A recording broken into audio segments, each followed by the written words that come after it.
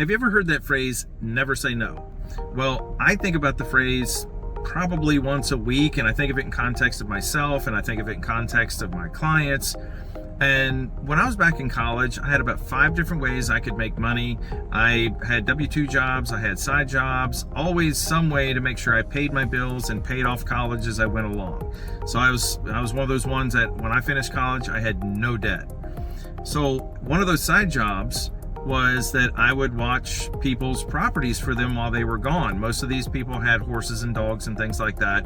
And after watching people's horses and dogs and so forth after, a couple of years, I got left with this impression, I will never own horses, never, no way.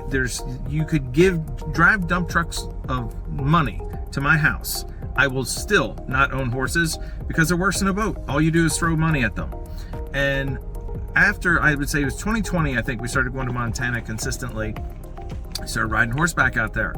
And I was, it's kind of like owning a boat. It's good to have friends with boats. It was good to be able to go out and know people that had horses. But after a while, I started to see it's different in the West. It's different because horses out there, you can go do things, you can ride to places, you can ride longer distances than what you would be able to do on foot.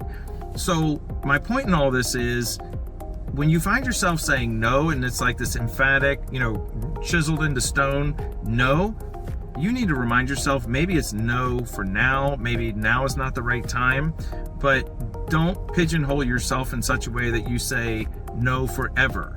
Because you may find in the future that maybe you can't afford something now, maybe this person is not the right person for you for right now. There's 100 different scenarios for this, but never say no, because you might be closing off something that might open up your future down the road.